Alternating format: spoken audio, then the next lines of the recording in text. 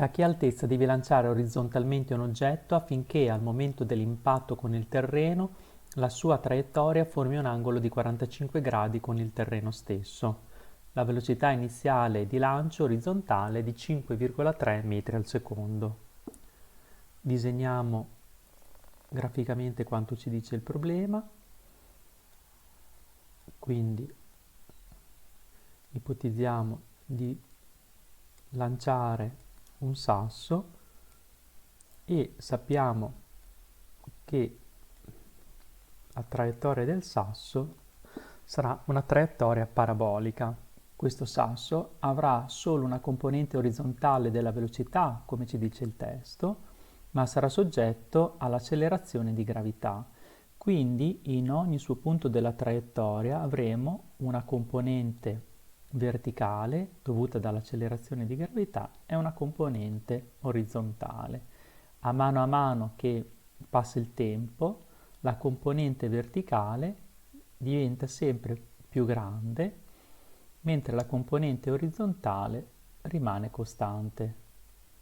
A noi interessa arrivare al momento in cui, visto che la traiettoria si forma punto per punto dalla composizione delle due velocità, a noi interessa arrivare a questo punto qui quando l'oggetto incontra il terreno, che la componente della velocità orizzontale Vx sia uguale al componente della velocità verticale Vy, perché se le due componenti sono uguali vuol dire che la figura geometrica che si forma è un quadrato. Essendo un quadrato, la sua diagonale è di 45 gradi.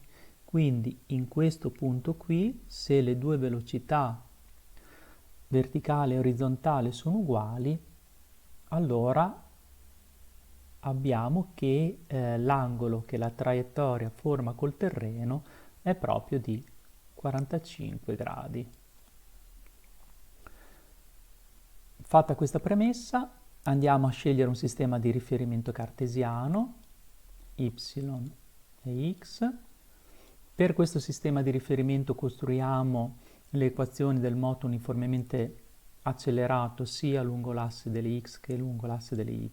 Quindi possiamo scrivere che x uguale x0 più vx per t più un mezzo a x t quadro, e per y uguale y0 più vyt più un mezzo a yt quadro. Nel nostro caso sappiamo che il sasso viene lanciato, l'oggetto viene lanciato orizzontalmente, quindi nel nostro caso prendiamo un sistema di riferimento coincidente con il momento del lancio dell'oggetto, quindi posizione iniziale rispetto al sistema di riferimento sono uguali a 0 per entrambe le componenti della mia traiettoria. La componente della velocità invece sarà Vx presente per quello che riguarda la componente orizzontale, mentre non ci sarà nessuna componente per quello che riguarda la parte verticale, la parte lungo l'asse delle y, proprio per le condizioni iniziali del mio problema. Inoltre, siccome una volta lanciato il sasso dalla mano, il sasso non avrà più nessuna, non sarà soggetto più a nessuna forza orizzontale, ma solo alla forza di gravità, quindi all'accelerazione di gravità, lungo l'asse delle x non ci sarà alcuna accelerazione, mentre ci sarà quella lungo l'asse delle y. Abbiamo scelto un verso che è il verso che coincide con il verso dell'accelerazione di gravità, quindi rivolta verso il basso, e quindi quando andiamo a scrivere la nostra equazione del moto uniformemente accelerato rispetto alle componenti degli assi cartesiani, otteniamo che x uguale a vx di t e y uguale un mezzo g dt, quindi con un segno più davanti.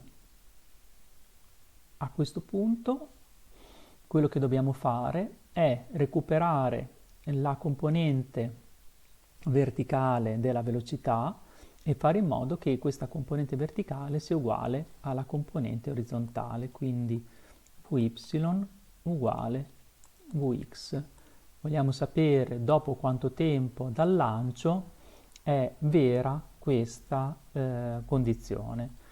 Possiamo scrivere la componente verticale della velocità Vy come l'accelerazione per il tempo, che nel nostro caso uguale all'accelerazione di gravità per il tempo, mentre la componente orizzontale della velocità la conosciamo come informazione del problema.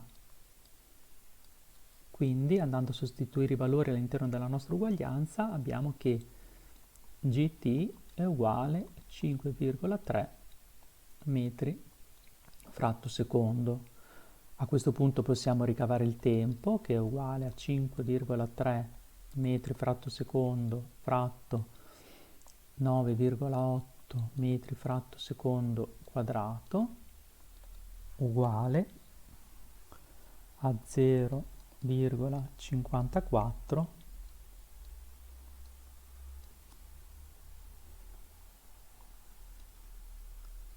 qui si semplificano questo con questo, l'unità di misura del tempo, i secondi, sta a denominatore del denominatore, quindi è come dire che sta a numeratore.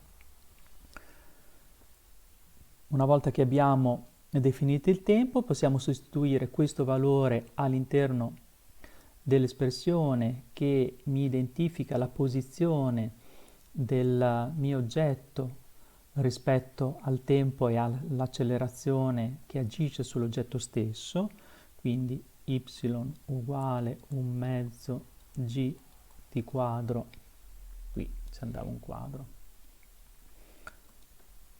uguale a un mezzo per 9,8 metro fratto secondo quadrato per 0,54 secondi tutto al quadrato, uguale un mezzo per 9,8 metro fratto secondo quadrato per 0,29 secondo quadrato, uguale 1,4, questo e questo si semplificano, metri.